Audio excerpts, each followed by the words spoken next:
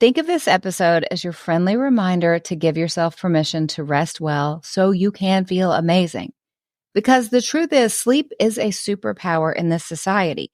Sleep isn't just about feeling rested, it's actually the foundation for everything else.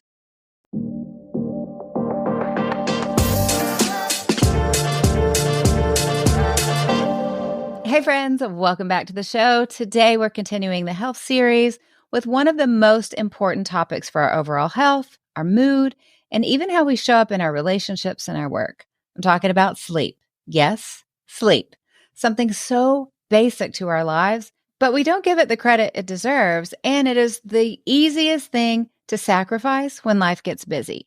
I'm going to tell you what you need to know, why it's important, and small habits that you can have in your life to feel a lot better. So whether you're juggling work or family or just trying to keep up with everything, it is so tempting to be able to push sleep aside, right? But today, I'm here to tell you why sleep is a non-negotiable. Think of this episode as your friendly reminder to give yourself permission to rest well so you can feel amazing. Because the truth is, sleep is a superpower in this society. Sleep isn't just about feeling rested, it's actually the foundation for everything else. So imagine sleep is like a system upgrade for your body and for your brain. It helps you function at your best. It'll help you boost your immune system. We've talked so much about this the past few weeks. It helps you regulate your hormones. It helps you clear out the toxins in your brain that build up during the day. This is a big deal. Who knew toxins fill up our brain during the day? But they do. We'll talk about it. So when you are in deep sleep, your brain cells actually shrink, okay? This shrinking creates space for the fluid in our brains to flush out waste, including the buildup of what they call beta amyloid proteins, which are, researchers say, associated with Alzheimer's disease. So without enough sleep, these toxins can accumulate in the brain for years and years and years, and that increases our risk of neurodegenerative diseases. So while we're talking about disease, one of the most surprising findings is that sleep deprivation is linked to an increased risk of cancer. I mean, a chronic lack of sleep can actually increase your risk of developing breast cancer, prostate cancer, colon cancer. So these things are really important. It's not that we can just live on 5.5 hours of sleep for months at a time or years at a time. Even if we feel okay, it's still damaging to our body. The body's natural sleep hormone is called melatonin, which I have told you before, I do take every day. It's produced in darkness, and that actually helps protect against certain cancers.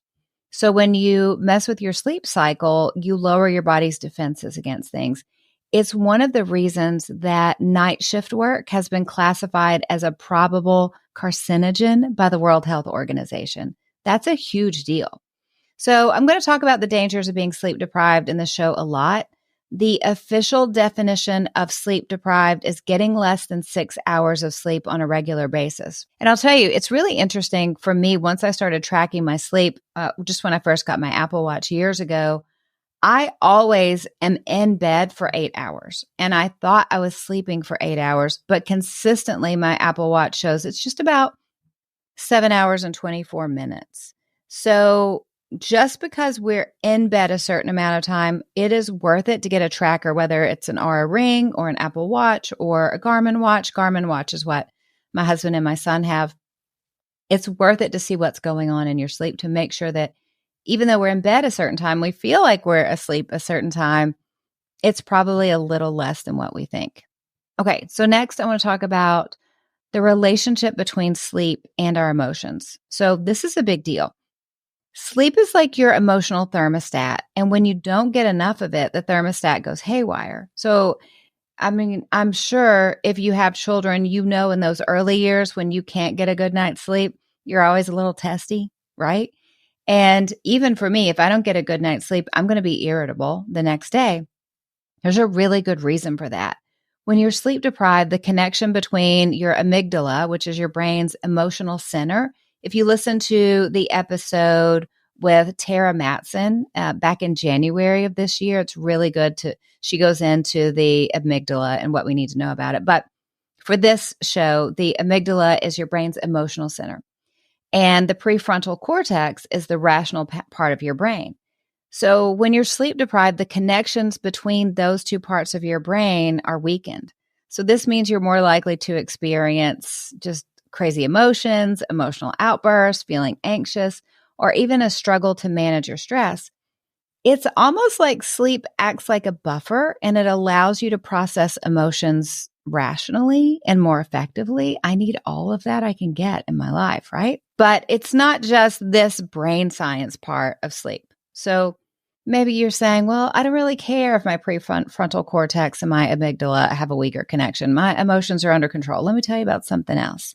Let's talk about beauty. Let's talk about aging. You know, this is a topic I love. I'm doing everything I can to keeping my skin where I want it to be. The truth is, when we sleep more, it helps us stay looking younger. When we sleep, our skin produces collagen, which helps keep it looking fresh and healthy. I've talked about it so much in the past few weeks. It is the scaffolding that holds our skin up. Sleep deprivation will cause dark circles. It'll cause puffiness. It'll reduce our skin's ability to heal from sun damage or kind of the stressors we just get out in the world from being in the environment. And get this, even one night of poor sleep can make your brain appear older than it is, which gives us mental fatigue. And that mimics the effect of aging. Isn't that wild? So sleep in a way is an ultimate anti-aging tool. We don't want to miss out on sleep. So the next time you're tempted to skimp on it, think about it as not only a protector for your skin, but a protector for your brain from premature aging. So do we want to stay up an extra 2 hours on a weeknight to be able to watch a movie? Yeah, it sounds great, but think about for your brain health, think about for your body, think about for your immune system. Plan to watch that movie on a weekend so you don't have to miss out on sleep. Sleep is so, so important. Okay, now switching gears a little bit, I do want to just focus on what sleep actually does to our brain, okay? When we sleep, our brain goes through lots of different cycles. Deep sleep, REM sleep are a couple of the cycles you probably heard of. They're both equally important for different reasons. For deep sleep, your brain gets to work on clearing out all those toxins that I mentioned before. It consolidates memories and it helps repair our bodies. Think of it like a nightly cleanup crew. If you've seen Inside Out or Inside Out 2, I kind of love this because I think about those workers in the brain, you know, where they're sucking up the old memories and they're organizing the new memories. That's what's happening in our deep sleep. And I love that we have an animated movie to kind of give us a visual for what's going on in there. Now, REM sleep, on the other hand, helps you process your emotions and it will help you boost creativity. This is where your dreaming happens. Although dreams can be pretty weird, they do play a key role in managing stress. What's really fascinating that I learned recently is that dreams are actually helping you manage and process your emotions. So if you're missing out on your REM sleep, you might find yourself more stressed or more emotional the next day. So even those wild dreams have a purpose. Side note, my husband and I, we wake up at 5 and he said to me at 5, "What were you dreaming about at 2:30? I think you were swimming." And he said, I was swimming and I was making noises. I don't know what I was dreaming about, but apparently I was processing information, and thank goodness I do, because I did wake up feeling good and not stressed. So I don't know what I was dreaming. I might have been in a race. I might have been swimming. Apparently I was going for it. I am so sorry, honey, if you listen to this episode. Sorry again that you weren't able to go back to sleep. Okay, let's talk about what you probably need to know, if not right now, but in the future, how to get better sleep. For me, I have told you before, I started hormone replacement therapy just recently. So in this past year, I did have some hot flashes that I didn't recognize at first were hot flashes. I didn't know what my body was doing.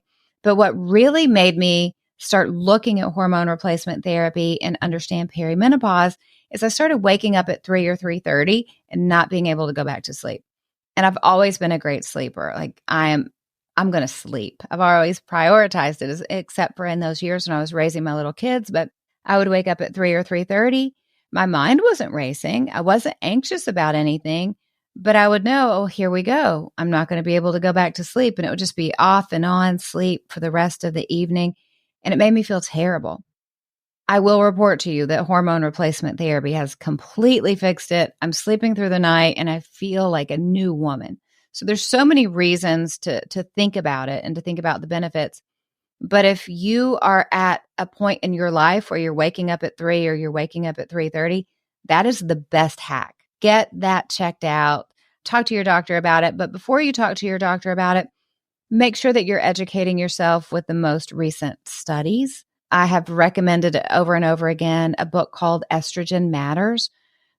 That's going to tell you the science behind things, the studies to know, and it's going to educate you and empower you to make decisions about your own health in a way that's going to be really beneficial. So Estrogen Matters, read that book. I can't recommend it enough. But what are some other sleep hacks? One of the best ones is just to set a sleep alarm. For me, my iPhone does this automatically. We set alarms to wake up, but when we go into our health settings and can tell our phone, hey, this is the time I want to go to sleep, it will start winding you down. So I'm going to walk you through it really quickly if you haven't done it. You can open up your health app on your iPhone and you want to set up sleep in there. So tap the Browse tab at the bottom, scroll down and tap Sleep. Then you'll tap Get Started under Set Up Sleep. At that point, you're going to set your sleep goals. You're going to choose how many hours that you want to get each night. Please don't set under 8 hours. Don't tell me that 7 hours is going to be fine because like I said, if you're only in bed trying to sleep for 7 hours, you're probably going to get way less than you think you are. Set it for 8 hours, please. What you'll do next is you'll set a sleep schedule. So you're going to set the bedtime and wake up times for each day. It can be different if it has to be. I recommend keeping those times the same just so you feel better. And your iPhone will start winding you down. It'll turn off notifications. It'll just chill everything out on your phone and on your Apple Watch if you wear one. And that'll help you get ready for bed. And then finally, what I want you to do is I want you to enable sleep mode. So sleep mode automatically enables Do Not Disturb. It'll dim your lock screen at a scheduled time for wind down. And you'll want to make sure that turn on automatically is toggled on under the sleep mode setting. So that way, every night, if somebody texts you at 10:30, it's not going to wake you up. Now, if you are like me and you have teenagers or adult children who definitely aren't going to bed at 9 o'clock like I am, you can set people as your favorites. So my husband and all my kids and a few people are set as my favorites. So if they text me at 10:30 at night or they call me at 9:45 when I'm asleep, it will come right through and it'll wake me up. So don't be worried that if you're on Do Not Disturb, you'll miss something really important. Those key people in your life, favorite them and then program the favorites to come right through. Okay. Other than technology, another thing is try a weighted blanket. Especially if you struggle with anxiety or restlessness, a weighted blanket can work wonders. It kind of feels like a hug. Some people like a heavy weighted blanket. If I use a weighted blanket, I want it to be very, very light. So try, you can order from Amazon, maybe a 2-pound blanket or a 5-pound blanket, and make sure that you're able to return it if you don't like the weight and play with it. Give yourself permission to buy one, test it out, return it, try another one, but get the one that feels great for you. Another tip that's super interesting is it's very important that our bedroom is cool. So your body naturally drops in temperature when it's time to rest. So experts say to keep your bedroom about 65 degrees, it'll help you fall asleep faster. I have not convinced my husband to do that. We probably keep ours at about 71, 72. But a cooler room will signal to your body that it's time to sleep. Now, you can also crack a window. You can use really light bedding to make sure you don't get overheated. There are some cooling pads that you can actually put over your mattress that will stay cool and help you fall asleep. I'm not there yet, honestly. It sounds kind of terrible, but who knows? I could revisit this topic in a year and sing the praises of a cooling pad, but honestly, with HRT, hopefully I'll never need it. The one thing I do pay really close attention to for my sleep is how much light comes in our bedroom. So your circadian rhythm is influenced by light. So getting natural sunlight during the day and dimming the lights at night is really important.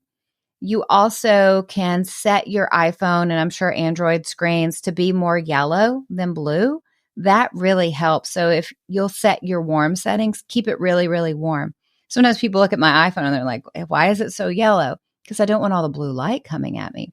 If you can't avoid screens and you don't have the ability to change how they're coming in, you can always use blue light blocking glasses. You can have a blue light blocking filter put on your regular glasses that you use. That'll help reduce the impact of artificial light and it'll make it really easy to sleep. But I've learned from some interesting experts and researchers in sleep health that something as simple as the light from a power strip or a night light in our rooms, that really does hurt our sleep. So I've covered everything in our bedroom with a little piece of like washi tape. So any natural blinking lights or small lights that we have in our bedroom are completely covered. We use light blocking curtains in our bedroom, so nothing's coming in.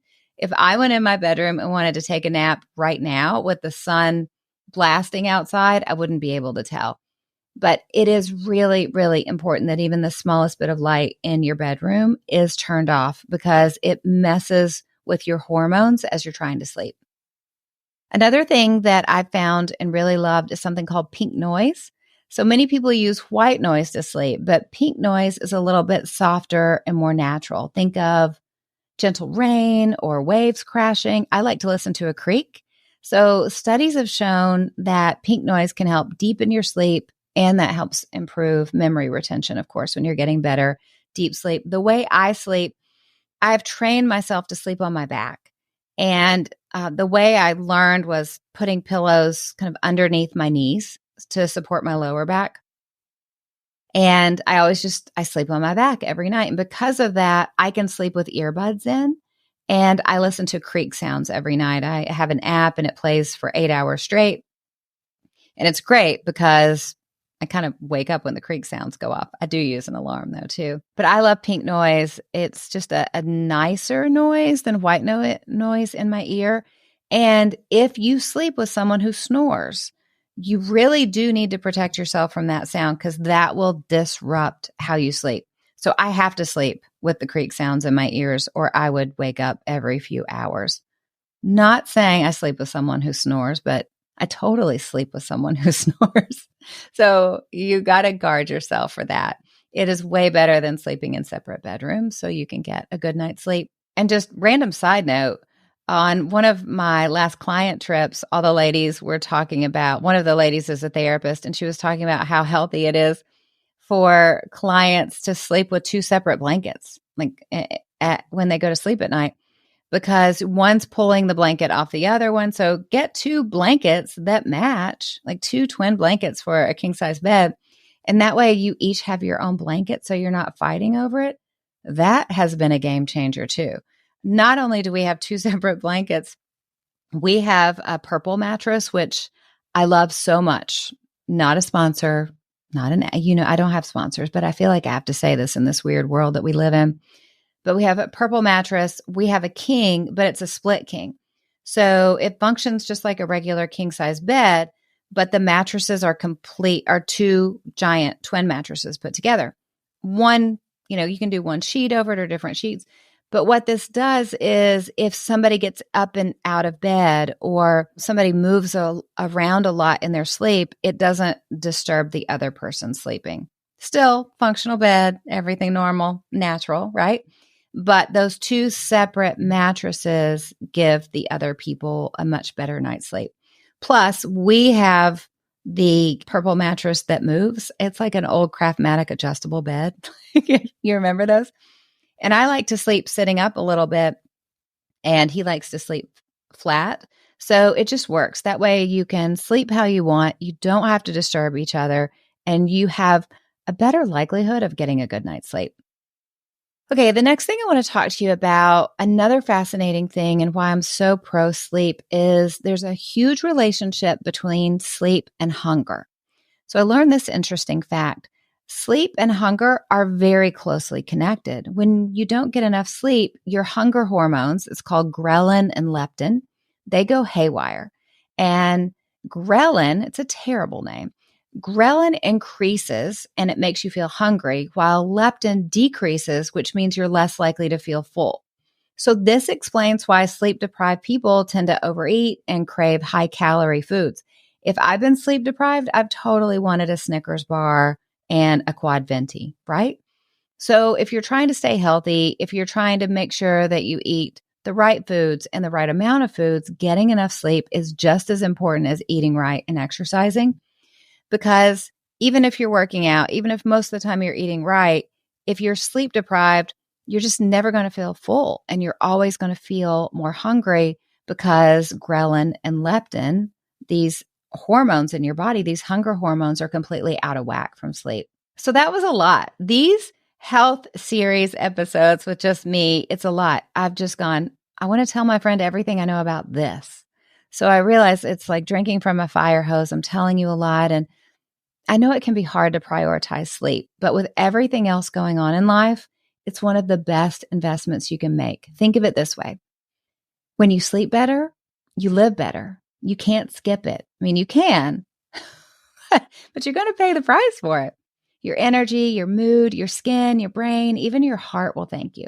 So if you've been burning the candle at both ends, maybe it's time to create a new nighttime routine and prioritize rest and relaxation. That is my hope for you because you deserve to feel great. Okay, changing topics. Let's talk about recommendations. I think I may have told you about this before. It is It Cosmetics Bye Bye Pores Pressed Powder. If you're watching on YouTube, the powder is on this side of my face. There's no powder on this side. You see, it's just a little bit, but it reduces the shine. I like it. It's translucent. It just takes away the shininess if you have oily skin. For me, I have normal skin, but because I use tinted moisturizer for sunscreen every day, it can look a little shiny. So I like a nice translucent pressed powder that will take the shine off, but it won't make my skin look cakey, like there's a lot of makeup on it. So if you just need a little bit, It Cosmetics Bye Bye Pores. I like the pressed powder. You can throw it in your purse. You can keep it in your car. I have a little makeup bag in my car for emergencies, and it works really well. For music this week, I am loving Rest on Us from Maverick City Music and Upper Room and Brandon Lake and a whole bunch of people. It is one of those great worship songs where you just have to try not to sing it at the top of your lungs and run laps around your house while listening to this one. I love it. You can tell I like less poppy music. I love good worship music, but I want worship music right now that's going to help me celebrate. Even when things are hard, even when things are difficult, I want to celebrate what God's doing. I don't want to just focus on what's tough. I don't want to stay stuck. I want to keep momentum. I want to keep moving forward. I want to keep improving. And when I am in a bad season, I want to praise through it. I want to worship through it. And I want to get to the other season and go, look what he did. Look what he did. I love that. And you know what else I love? I love that you're here. I love that we have this time together now twice a week to invest in ourselves, because an investment in you, in your spiritual health, in your emotional health, in your professional success, and yes, your physical health benefits everyone in your life. It definitely benefits the people that you live with. Sleep does, because we've all lived through seasons of being sleep deprived, and we've bitten everybody's heads off, and we've been short-tempered, or we've seen our spouse go through that, or our kids go through that. Sleep is one of those things that we can prioritize, and it does make us feel so much better. So thank you for prioritizing it. Thank you for going on this journey with me. I believe in what's inside of you. I believe in your dreams, and I know you're making an impact on this world for good. That's why you're here. That's why we do what we do. Learn a little something, make a little change. Learn a little something else, make a little change.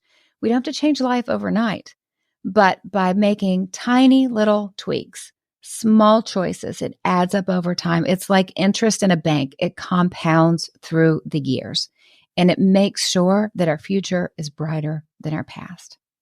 Now, what I know about you is that God created you to stand strong and bring something special and unique to this world that only you can bring. And I love that I get to coach you and encourage you every week. So keep stepping up, keep showing up, and keep loving well, because you know the truth. You can't break a woman who gets her strength from God. I hope you have a great day, and I'll be back with you next week. Sorry, nose itch.